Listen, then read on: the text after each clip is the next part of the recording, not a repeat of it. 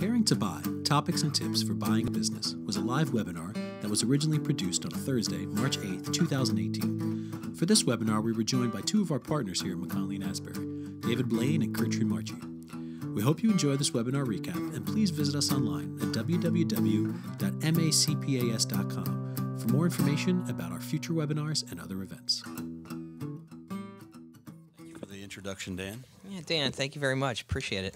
My name is David Blain. I'm a partner with McKonly Asbury, and with me is the esteemed managing partner of the firm, Trimarchi. Kurt, anything you want to add? Otherwise known as David Blain's assistant, so I'm just here to support him today, and will do my best. Thank you. That's not true. So as everybody can see on our screen, the great pictures of Kurt and I. Kurt, again, he's the managing partner with the firm. He's a Beauty and a Beast. He's a CM and AA. Kurt, can you explain what a CM and AA is? That's a certification and merger and acquisition advisor. So it's a process you go through based on a number of disciplines within the merger and acquisition world, and helps us be better in helping people figure out how to buy companies. Great. Thank you, Kurt, for that. Again, I'm David Blain. I'm a CPA as well as a Certified Valuation Analyst. That's what the CVA stands for. We'll go to the next slide there. So our webinar agenda today, as Dan Matarisi, our moderator here, had mentioned, we're going to focus a little bit more as a part two to the sell side activities that we talked about in December towards more on the buy side activities. So some of the things that we're going to talk about in a little bit more detail here are going to be the business planning and strategy, what makes sense for your business. Just starting with the focus on, what are we trying to accomplish, how are we trying to accomplish it. Then we're going to talk about the preliminary process, things that you need to focus on in the preliminary process, going into the transaction process, the close process, and then we're going to talk a little bit about post-closing integration matters. Okay, so without further ado, why don't we get right into it? The first thing we're going to go into is the why, what, and how of your business plan. So, we see a lot, Kurt and I see a lot where we have clients come back to us and say, we want to acquire, we want to grow our business, we want to acquire, we want to go out and buy a business. There's this opportunity that's out there, and we're interested and we want to buy. And a lot of times what Kurt and I have to do is we have to, pull the reins back a little bit for them and say, hey, let's kind of slow down here a second. Let's just make sure that from the perspective of the business, does it make sense what you're trying to do? Does it make sense the target that you're looking at? How does it play into your organization long term? So, why are we? So some of the things that we ask first thing are, why are we considering an acquisition? Are we looking to do an acquisition to increase shareholder and market value of the business? Is that what we're trying to do, or is that what you're trying to do? Is it to improve cash flow and EBITDA results to allow for future expansion and growth? Could it be to position the current business for future transition? Or what are some of the other avenues or some of the other things that you as the buyer might be considering as part of the business in looking at this transaction? So as we state here at the bottom, we say the first thing that must be determined in any potential acquisition is where it makes sense for the business as a whole. Answering the question around why will help in that determination. So that's usually the first thing, and correct me if I'm wrong, Kurt, is that usually the first thing that we try to address with our clients? Like, hey, listen, let's talk about why we're actually doing what we're doing. I think that you're on point with that's a good first step and a good assessment. Part of my thought process in determining the why is also who's the buyer, or in this case, is it strategic or is it financial? So in the case of a strategic buyer, might be one of our existing clients that's looking to expand in their industry or to find some other aspect that they want to invest in, or is it a pure financial buyer? And by that I mean like private equity, venture capital. Right. Certainly understanding who the buyer is and kind of where they're coming from helps me help them also identify the why to some of these issues that you presented, and I just think that's an important first step. Yeah, I can't agree with you more. So after we discuss a little bit on the why side, the second question would be, ultimately, what are we trying to accomplish after we determine, why we're going about this process, or, why our clients are going after this process. We also want to try to address the what. What ultimately you're trying to accomplish. So a couple things you want to ask yourself in the what side is going to be, are you looking at purchasing market share? Is this a market share grab that you're trying to do with any target that you're looking at? Is there a long-term strategy for the organization to try to increase market share? Are you trying to add additional business lines to your business to be more competitive in your market? Another option are you trying to fill capacity in a plant or trying to fill capacity with your workforce? We see clients all the time. They're looking to buy a book of business, and what they're trying to do with that book of business is not really technically buy the operations of a plant or an organization, but try to roll that book of business into their current business and business structure to try to fill some capacity and try to fill their workforce capacity at that time. The other thing, too, could be is expansion. Is it a regional expansion, trying to expand your footprint? Is it a national expansion? And maybe you have a product that you're trying to grow, and that product is you're trying to grow it from being less of a regional product to more of a national product. And then, of course, there could be other things that you're trying to accomplish with an acquisition. But again, once we talk about the why part, you want to start to have some strategic discussions with your team internally about, ultimately what are we trying to accomplish from a short-term perspective and a long-term perspective. And I think from the what analysis, you're also, I'm going to push a potential buyer to evaluate the buy decision versus organic growth, because we can accomplish a number of these things that we're highlighting also through an organic growth plan, but a purchase may accelerate that opportunity, and it's a timing issue. So I think that's an important part of the evaluation is, do we need to buy because organic growth takes too long or we're not capable of doing it? And then also when we get through this why and what, it's a good time to pause and have an honest assessment of whether, and we'll get into some more specifics later, but an honest assessment of, are you capable of accomplishing what you've just laid out as a potential buyer? Because these might all be great ideas and plans, but not everybody's capable of, based on who they are and what their organization has in it, people and resources, to accomplish this. And I think it's an important time to assess that early on. Kurt, that's a great point too. A lot of times, a lot of people get excited about the opportunity to purchase another business for whatever reason, and it's almost like, they went to the car dealership and they see that brand new car sitting out there, and they're like, I got to get that deal done. And then sometimes you have to take a step back and you have to take a pause and say, well, can we actually get it done? Is it do I even have the infrastructure internally to be able to get this deal done and to make it accretive to me and to the business? Yep. Do I have the right assets in place to get the deal done? Whether it's just a book of business grab or if you're actually trying to buy a whole new line of operation. Yeah, absolutely. So after the what and the why, we always want to do, like, how do we plan to accomplish this? And I hit across this a little bit already in when we discussed the what, but in the how of the process, we're going to ask the question of, do we want to just acquire market share through a purchase of a book of business? Are we going to acquire an existing business, facility and plant operations, acquire specialized people, professionals, and personnel, acquire a competitor to reduce competition? There's a number of different reasons on how you want to go about accomplishing your goal, but this is just kind of a summary of what we see on a regular basis. A couple things I want to point out is, just recently we worked with a client who did a small deal of another business, where really the focus for him was, he wanted to acquire the personnel because it's in an industry that he operates in, an industry that is where you have some pressures on workforce and people and personnel, and he was able to identify an organization where it wasn't as much about buying the book of business as it was buying the professionals that are in the business that he could bring into his business and help grow his business and grow his practice. So that's just an example of one of the reasons on how we can accomplish this goal, or accomplish the goal of accomplishing your what and the why. maybe it's through an acquisition like that to help you grow your top line, help you grow your EBITDA or cash flow or whatever it may be. And I think also part of the how plan, and that's not necessarily highlighted here, we'll put it under other, is just early discussion around structure to accomplish whatever we've identified here.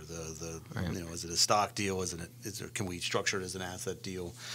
Is it only capable of being structured as one or the other?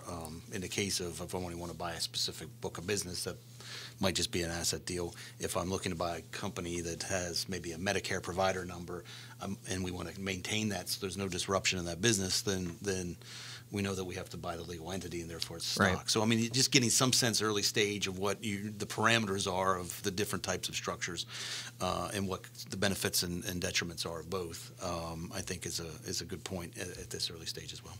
Yeah, great point, Kurt. Great point. I mean, being able to identify the structure or having some discussion around what that structure might be with the what, why, and the how makes total sense.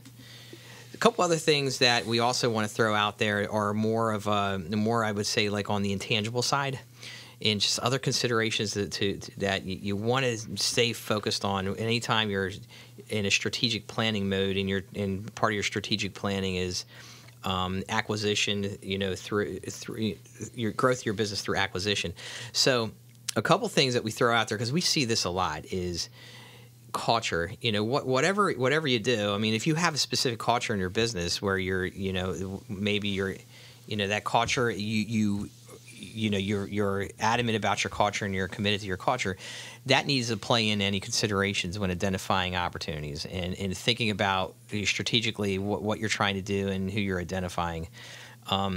Because culture of another organization coming into your organization, let's say the deal is a like-sized deal of organizations where really it's a merger, you don't want a poor culture overrunning a good culture. So that's one thing that you want to keep in mind. We certainly see that in the professional service area where there's right. mergers or acquisitions, and the impact culture when it doesn't align certainly can have in the success right. of those deals. So I think we have a great sensitivity to that coming from our background. 100% exactly. And we've also seen it in our clients where if you're, to your point, if we're merging two existing cultures that if they don't align, it's probably not going to work out well. Or if you're a financial buyer and you're just buying you're buying a platform company as an investment, the culture is, are they aligned with your profit interests and growth aspects, or right. are they more of a traditional quality of life right. organization, and that's going to impact how they react and go if they're important to those future goals. Right. Another option too to look at is two other things to think about too is size. What is ultimately the size of the organization that you're looking at, that you're trying to acquire. As you're looking at options, are you trying to acquire small businesses and trying to roll those businesses up over time, or are you looking to acquire a relatively large type of an organization that has maybe a specific process or product that can roll into your business and roll that in? The reason why we bring that up is, again, the size of the deal can have some impacts on other aspects of the organization, so you want to keep that in mind. Finally, something that I see on a regular basis is the base business. A lot of times we see organizations that go into this acquisitive strategy of acquiring businesses. And while they're in this acquiring businesses strategy, there's a lot of work that needs to be done with the structuring of the deal, the due diligence, post-closing. And then they lose sight of the base business, of what has gotten them to the point that they can actually do these deals. So one thing we always stress to our clients is, whatever you do, don't do a deal that's going to take your eye off the ball of the bread and butter of your business or the base business. You want to make sure that you can continue to focus on your base business, because that's ultimately that should be ultimately what's paying the bills, paying the payroll, helping doing the things that you can do in the business should be that core business. And we don't want to lose sight of that core business because we got off on a tangent with acquisitions and acquiring. Whatever you do, you still want to be able to circle back and be able to protect the base business. So, yeah, and again, always a good time to pause again and say, bigger isn't always better. So let's make sure that any future acquisition is made for the right reasons. It's helping to grow the profitability of the company, or even if it's not necessarily growing that at the highest level, but is creating value for a future exit by the existing shareholders, that could be relevant. But just always make sure we're going the right direction. Okay.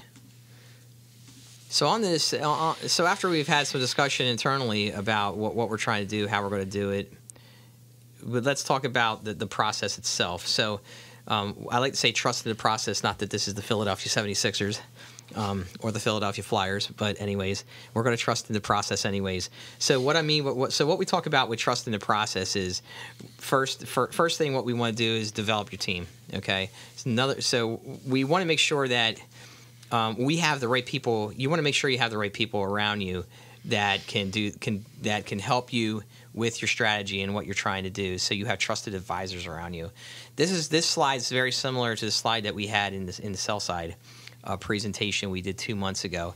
Again, you still want to be focused on building that third-party support team, whether it's a business advisor, a CVA, transaction advisor like Kurt, attorneys.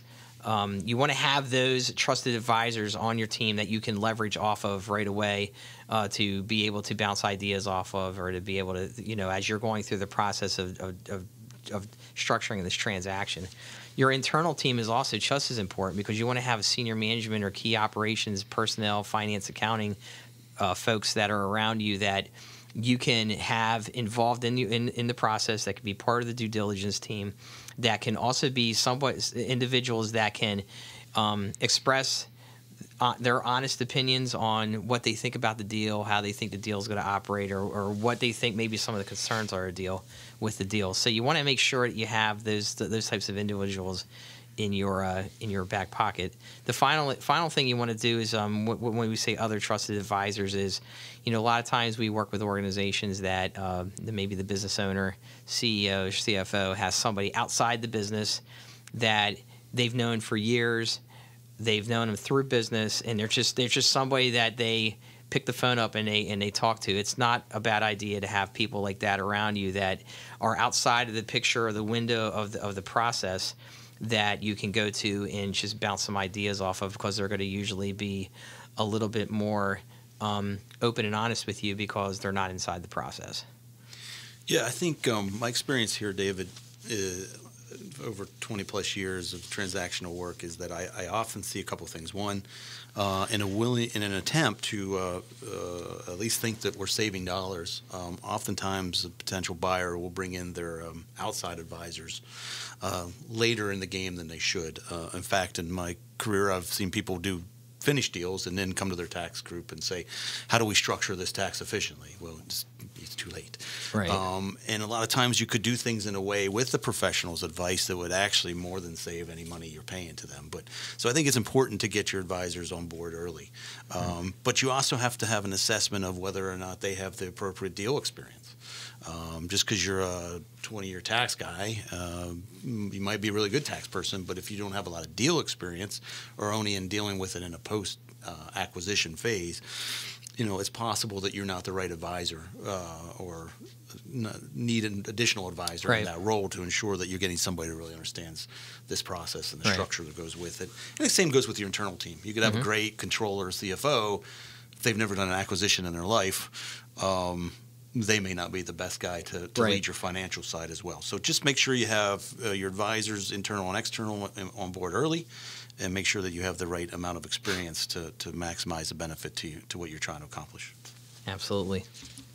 So after we've identified your team, the next thing obviously is we want to take a look at targets. And usually by now in the process, you might have already identified a target. You might have already identified an opportunity. And that's actually what kind of got the wheels turning or churning in regards to going through being an acquirer and looking to acquire a business. But some ways to identify targets obviously could be through research of competitors. There's a lot of great information out there that's available now, more than ever before. Dun & Bradstreet data is always available. That's information you can easily pick up on an organization. Usually it's an independent assessment of a business based upon the financial data that is available for the business. Some stuff that we use here internally for valuation purposes is Pratt Stats, IBIS World is information that we use internally here that we can pick up some information on target opportunities that may be out there, or we can look at the history of deals that have been done in the marketplace through this data as well to kind of give us a feel for what that industry is doing, what are some of the multiples in that industry, things of that nature. And then, of course, there's always the websites, social media, trade journals, a lot of that type of information always available, always readily available. And obviously, if you're in your own industry, you know who your competitors are. So to be able to research their website, look for information in trade journals, that's usually a pretty easy thing to do when it comes to identifying targets and doing some research on competitors. Other things to do is be inquisitive. Talk to others in the industry. And many go to industry events. Many go to industry conferences. It's not a bad idea to talk to others out there. What are they doing? Have they acquired a business? What are they hearing out in the marketplace about a competitor or about another business? Utilize trade groups and other business organizations. Kind of talked about that a little bit. Trade shows and conferences, again, another great place. As you're going to a trade show and conference, you're usually talking to a lot of people in your industry. Have those conversations. Another option, too, is the use of a business broker or other business selling sites. There's a lot of business brokers out there that work within certain specific industries and have access to data throughout the country that they can access and help you with target identification as to who's out there and has some interest in selling. Usually business brokers also have usually a list of opportunities somewhat readily available if they're specific to an industry. And then anything other out there that you may know, working through your advisors, working through others that you may be able to find some opportunities, identify targets. Yeah, I would just add a couple things on the business broker side. Certainly, it's a must on the to-do list of at least meeting with different brokers as you evaluate this whole process and journey you're going to go through and see who is out there that could likely help you with a specific industry that you're looking at. Again, people sometimes shy away because they fear the cost of additional advisors. And again, I just look and say, look, these guys are in the profession. They're good at what they do. They're probably going to bring you better deals and more successful opportunities for you. So it's worth the investment. Other is, depending on who you're looking at, your clients, if you're already in business, might be able to tell you who's aggressively knocking on the door if you're looking to buy somebody that's in the same business as you, right? And what was their impression of them? Obviously, hopefully not so strong that they're not doing business with you, but they certainly will tell you people that were good and people that weren't. And that might help you in your assessment. So preliminary assessment, once you've identified your team and advisors and the people around you, and you've gone through the process of identifying what you think are some potential targets, we want to take a preliminary assessment. Plan to meet with your team of advisors and consultants and internal management to assess the viability of each target. Rank. One of the things I like to do is rank targets for purposes of determining most the least attractive for the business, and usually that ranking process will go through you've generated a list of questions of the things that you're trying to accomplish in any deal, and you would go down through that list of questions that you're trying to accomplish, and maybe put a point value to each that they from 1 to 10, are they accomplishing certain things that you're trying to do in your deal, and what you're trying to do by trying to bring a business into your business. Assess the contacts, those to approach within the target business. Who within that organization should you approach? Is it the business owner? Is it the CFO? Is it the COO? Is it maybe the seller's working with a maybe the seller's working with a business broker, and you need to work through the business broker. But try to assess who those targets are that you need to work through to have initial conversations. And then the last thing is develop a tracking mechanism for recording of discussions, communications, and other matters.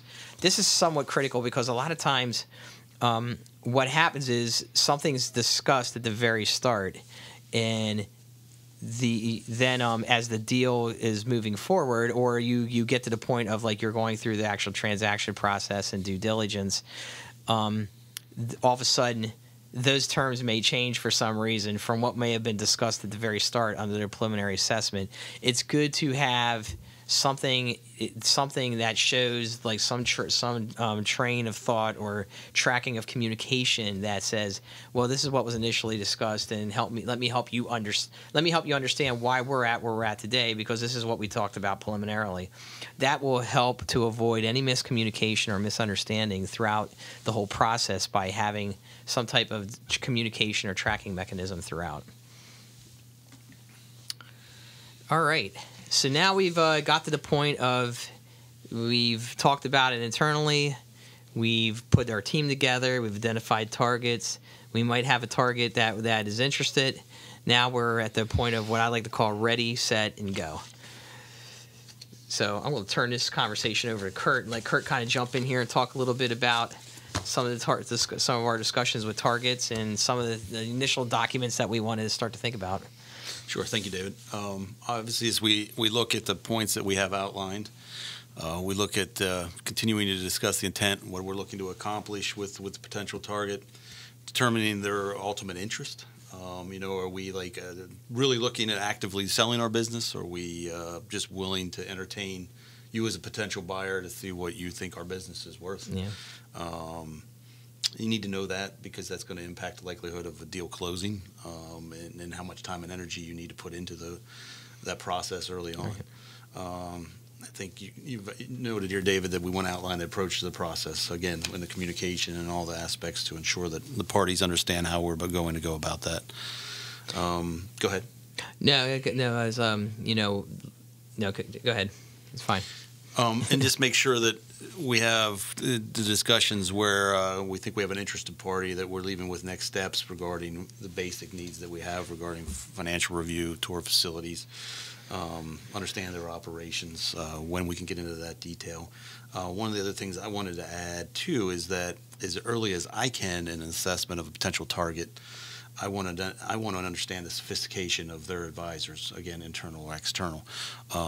If they have, say, a CPA that doesn't have a lot of deal experience, I know in our process that that's going to take a longer time to educate potentially and have them buy into whatever the concepts that we're trying to do around structure and tax issues. If they have a very seasoned tax person that has done a lot of deals, they're already going to be there. So we can accelerate that understanding and just get down into the weeds at some point later on in the process. But at this stage, I want to start to assess any viable target as to how capable they are. Yeah, Kurt, that's a great point too, because once you get into which we're going to talk about a little bit later here, like once you get into the LOI and the signing of the LOI, usually there's a time period specific as to the transaction in regards to due diligence and getting to a negotiated purchase price, and if you're working with non-sophisticated individuals in regards to the transaction process, that time period may get extended, and that's where you need to have this. You need to understand who you're working with up front, because that's going to really determine the types of leverage and information that you're going to ask for, how you're going to ask for it, when you're going to ask for it. It's also going to tell you whether you got to kind of handhold the process through the process, or if they have pretty sophisticated people on their side, whether you know what, they're going to have a data room available. They're going to already have financial data that's up to date. They're already going to have maybe a CM document that's already out there, a confidential memorandum document that's out there that's going to allow us to really assess the business. That's going to give you a little bit better understanding of, how quickly this deal could get done, or what may be some of the pitfalls through due diligence that you're going to run into. Sure. Well, as we move forward from just that early discussion and identification of targets and the process outline, we know we're only going to get limited data. Particularly if we're looking at a potential acquisition of somebody that would see us as some kind of a competitive threat.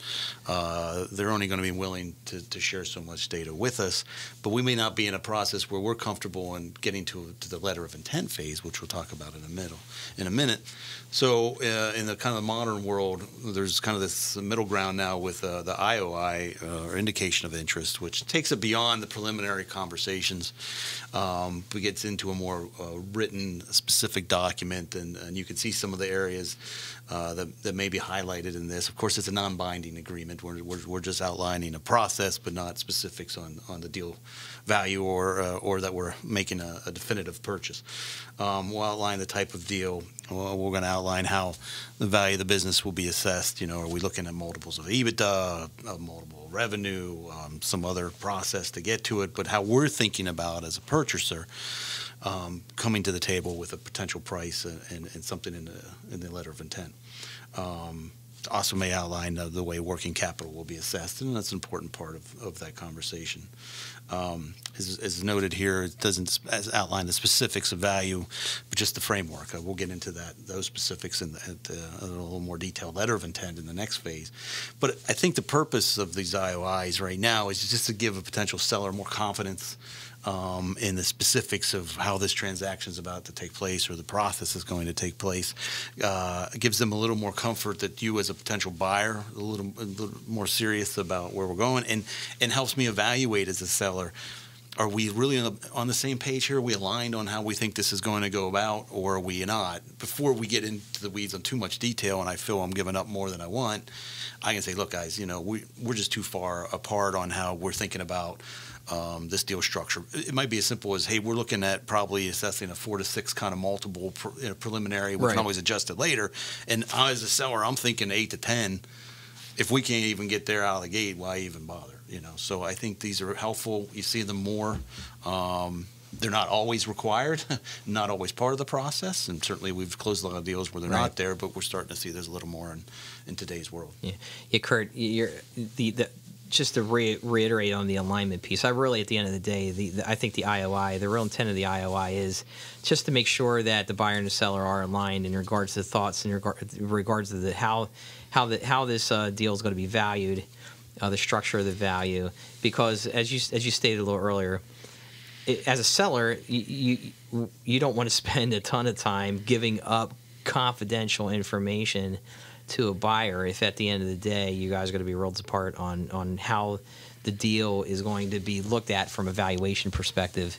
That's a lot of time, a lot of effort that you're putting into having your staff and personnel gather that data, and then if you, let's be honest, you lose some trade secrets, you lose some trade value, and the fact of, there's going to probably be non-disclosure agreements signed and everything, but that information is still going to be in the buyer's head.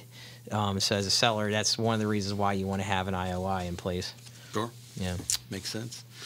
All right. Well, we'll continue this dance, and we've gone through all the various aspects of what we're talking about, and we've been able to get to where we, as a potential buyer, are comfortable in issuing a letter of intent.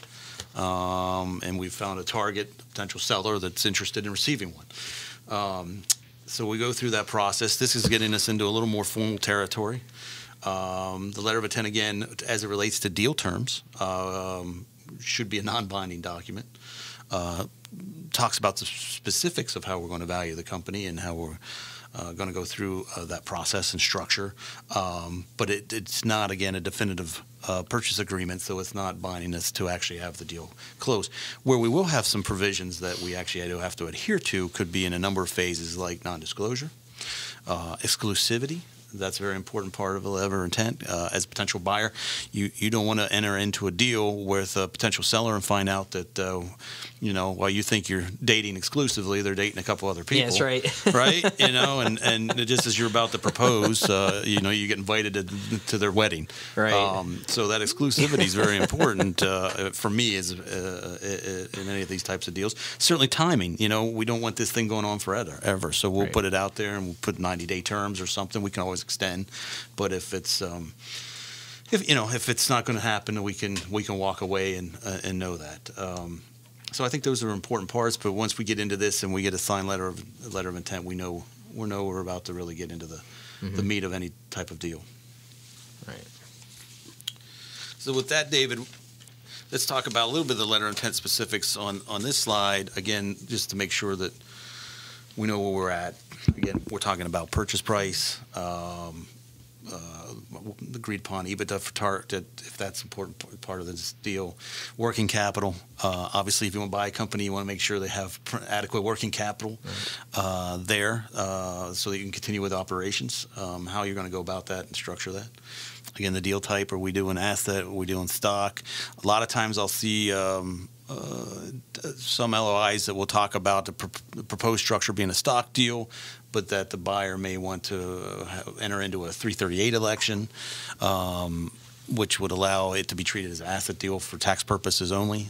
Sometimes we like to get that in there just to have the seller thinking about that. Where the funding's coming from, that's important. If I'm selling, I'd like to know where you're getting you have the money and where it's coming from. Yep. Again, the timing and other legal provision as noted there. Right. So that covers a lot of the specifics of that, specific to the deal terms themselves, not to some of the other items we talked about previously. All right. So as we get through the LOI process, we get the LOI signed. Both parties are ready to get moving. That's when we get into what I would call more of a due diligence or quality of earnings type of approach, where now you really get into the core of the transaction, where you're now going to do some verification over numbers. You're going to identify the assets that you're going to buy, the existence of those assets. You're going to get a feel for the revenue stream, the cash flow stream, how that revenue and cash flow stream work, and whether those items meet or exceed what was initially presented to you by the target. So part of the due diligence in the Q of E process is the verification process, process over the financial aspects of the business, looking at the operations of the business and having operation personnel in there to look at what's happening within that business, and looking at the sales process. How does the sales function work? How is product? What is the sales function centered around? How does a sales workforce work? Similar to an audit, but usually due diligence is similar to an audit, but not quite the same, because really at this point what we're trying to do is use a little bit more judgment than what you would see using audit standards, where audit standards require certain specific procedures that have to be completed over certain account balances. That's not really ultimately what we're trying to do here. This is more of a flexible process. We want to spend our time focused on the areas of most concern. So if looking at the revenue stream and looking at their client base, getting a feel for what the sales, what types of product they're selling to that client base, how they're selling it, how quickly they turn around those sales, they would be things that are more important in the process of a due diligence function than looking at just the verification of sales and the sales force.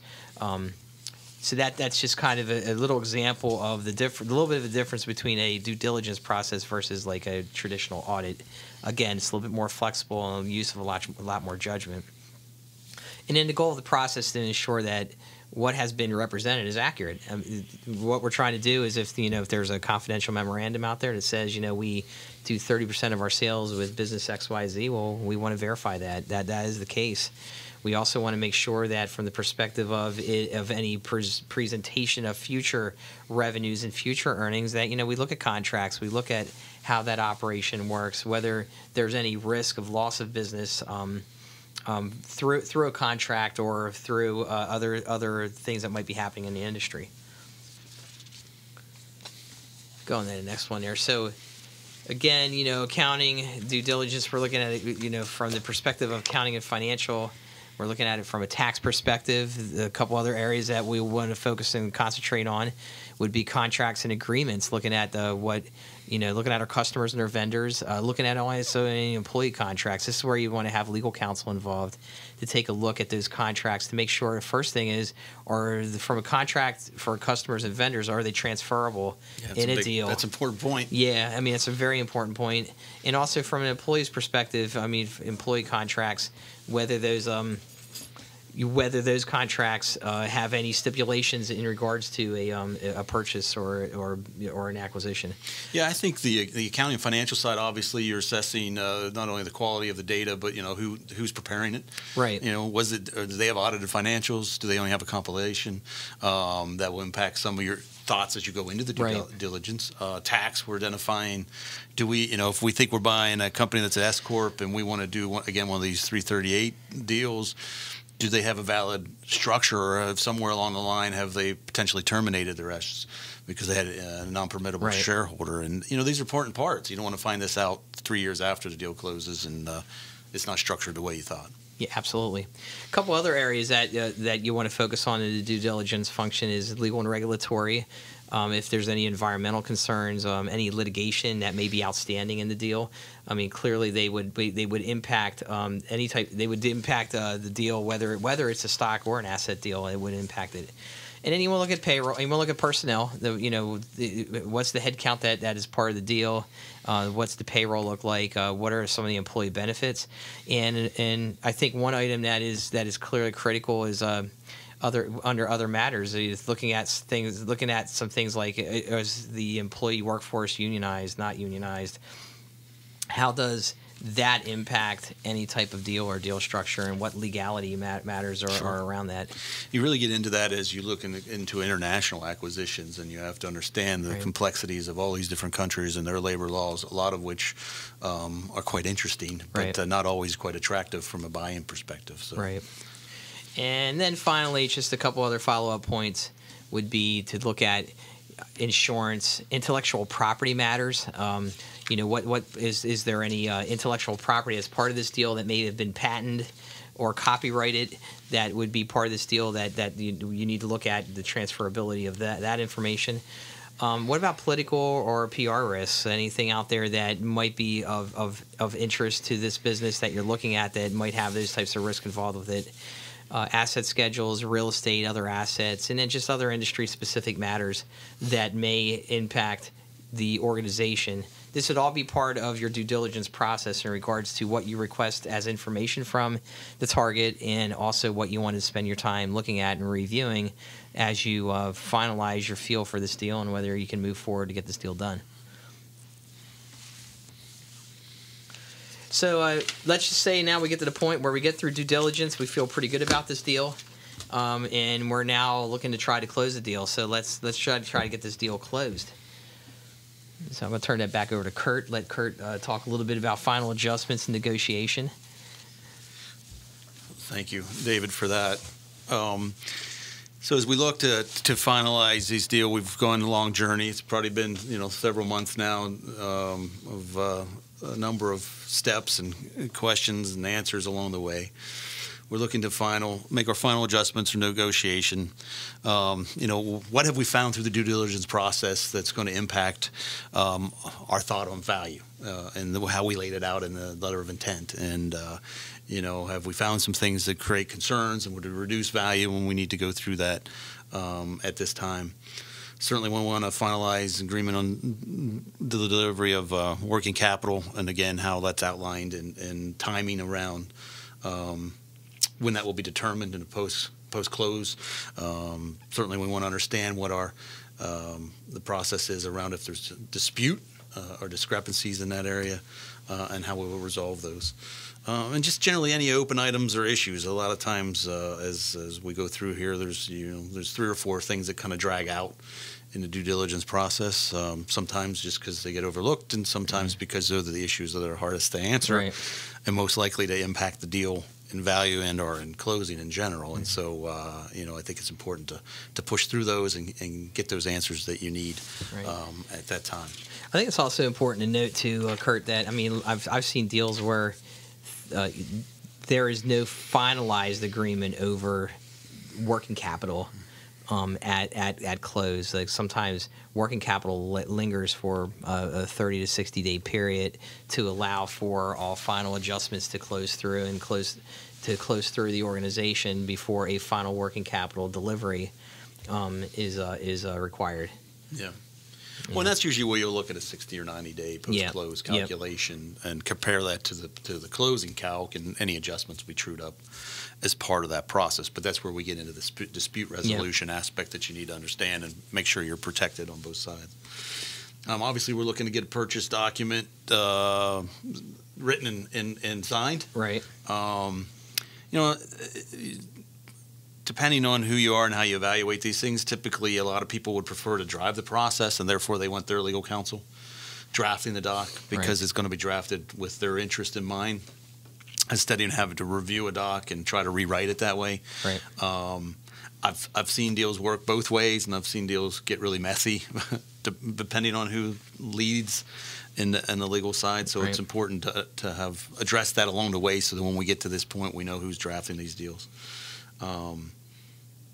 That's the most important thing. I mean, we'll outline all of the different aspects of what's in the document, and we'll talk about that here in a second on the next slide. But it's just who's driving it. Yeah, and a lot of times on the purchase document, as due diligence is going through the process, a lot of times the purchase document's already in process of being drafted, because a lot of the requirements of what's already in the LOI are going through the purchase document. A lot of times there's already a good feel for the organization, the business that you're looking at. So attorneys are already in the process of beginning a preliminary draft of the purchase document, as the due diligence process is either in mid-swing or coming towards a close. So I don't know if it's like required that you wait to the very end of due diligence to start the purchase document, but a lot of times I've seen where the purchase document is getting started, going through review, legal counsel's doing their thing as due diligence is winding down. Mm-hmm. No, I agree with that. Yeah. So let's look at this slide with it outlines some of the things that are specifically in a definitive purchase agreement. Obviously, it's going to outline the parties involved with the transaction and who they are. Definitions. I can't stress enough that I think this is a very important part of any purchase agreement, and probably one that people gloss over. It looks like a dictionary. If you have my attention deficit issues, it's very easy to skip by it. But it's very important that you read those and understand the terms, how they're being defined for purpose of this agreement, and how they're utilized later in other aspects of it. So don't just skip past it as you're reading these. Make sure that they're being addressed in a thorough manner. If there's assets specifically being sold as part of this process, it should outline where they're at. Purchase price, obviously, it's going to specify that. The one area that I see that gets negotiated too frequently in a post-close world is that we don't address how we're going to specifically allocate that purchase price to the various assets being purchased. It certainly impacts us from a gap, and from my world, more importantly, the tax side. And I feel that I hate negotiating these terms after we've signed a doc with the idea that we'll agree to these terms later, because you lose leverage of the negotiation, and now one party can take a position that's stronger than the other. It'll talk about the closing process and procedures, where we're actually going to execute these docs and how we're going to go about making the payment. Should talk about how much of the payment's going to be escrowed, who that escrow agent is, when the payments will be made to the extent there's no claims. If there's claims, what's the dispute resolution? I mean, it gets way down in there. Thorough buyers with reps warranties, a very important aspect as to make sure you're getting the proper ones and that they're there, and that's why you need good legal counsel and people that understand this. Additional identification language, how does that play out? What are notification terms if you're a buyer and you're the target you buy has a tax issue or matter that they get or you receive on their behalf now because you bought the company? What are the notifications to protect yourself so that if you need to go back on a claim that you follow through, and that needs to be addressed thoroughly in these types of documents. Yeah, and Kurt, just real quick too, this list of stuff that you're seeing here under purchase document specifics, this is a general list of items that we typically see, but other items could be included in there based upon the deal structure, and something that's specific that wants to be outlined in the deal. So, again, you could see other items that could be running through the purchase document, but these are really the key items that you're going to see in most purchase documents. Just to highlight one of the issue of the example, I guess, in the definition area, that why I find it important is a lot of times I'll say in the boilerplate agreements that they'll define accounting issues specifically somewhere in the doc as GAAP. And not every company is on a GAAP basis. A number of particularly smaller companies may be on a tax basis of accounting, and if you continue to highlight GAAP and nobody corrects it, there is a discrepancy between how the books are being kept and maintained, and that could lead to some dispute down the road. So it's important for both parties to ensure the document represents the proper definitions, again, in this case, accounting method, so that we don't have that uncertainty at some point post-close. Yeah, great point. Great point. So now that we've gotten through the purchase document, the deal, let's say the document's signed, the deal's done, now what? And this is kind of just as an important part of the deal as any part of the deal, as the beginning part of the deal, and that is any post-closing transitional matters to be dealt with. So most deals do not contemplate what happens after a purchase document is signed, after purchase documents are signed. Sometimes, sophisticated acquirers who have a strategy of roll-ups usually have a post-closing transition plan in place on how they're going to do it. But a lot of times for smaller deals or businesses that aren't as attuned to doing deals, sometimes don't have a good transition plan in place. And you want to have a good transition plan in place just in order to ensure that the organization that you're acquiring or the book of business you're acquiring meets your cash flow and EBITDA results in what you've actually looked at through due diligence. And we put down here, it is here where good deals can turn bad, and that truly is the case. We have seen, both Kurt and I have seen on many occasions where a deal that looked very promising and looked like it made a ton of sense fell apart from the perspective of cash flow after the deal was done a year, 2 years down the road, because there wasn't the right process put in place to ensure that the transition of the business to the new entity occurred correctly, to ensure that you've kept the cash flow stream, the EBITDA stream, you've maintained the customer base. But again, these are items that from a post-closing perspective you want to actually be addressing sometime before the deal's even done, or make it part of your actual strategy plan at the very start of, hey, if we close a deal, what's our plan on how we're going to transition it, or what's our plan on how we're going to integrate it. Other matters to consider too in post-close is just communication. And what we mean here by communication is communicating first thing internally. Anytime something happens that is not normal, sometimes your employees will start getting worried, want to know, wow, you're purchasing this business. How does that impact my job? How does that impact what I'm going to do? So having the proper communications internally with both staff, your personnel, your management team is really critical to get this deal moving and on the ground and moving in the right direction. But also having the proper communications with your external vendors, suppliers, customers, the external marketplace, very key also on what you're trying to say and position for rolling this organization into your organization. Operational integration, I think I just talked a little bit about that earlier. Having a plan in place to quickly integrate the operations, both not just from the perspective of the actual production of a product or sales of the product, but just organizationally integrating processes, procedure, culture, and the things that you do currently into that organization. So I've seen on a number of occasions where acquired companies think that they're still in control and they're still the ones that are can call the shots, and they get that feeling because it wasn't properly communicated to them that this is how the integration is going to occur and how it's going to occur. So having that plan in place. The financial integration, obviously, the setup of the beginning balance sheet, managing operations of accounting, and the calculation of metrics, also very key to make sure that you have that information in place to truly track the financial performance of that organization.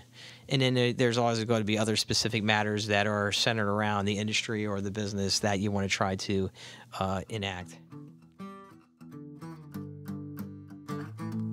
Thank you once again for joining us for this webinar recap produced by McKonly Asbury.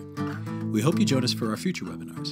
You can stay connected to us and learn more about all of our upcoming events by visiting us at www.macpas.com. Thanks again, and have a great day.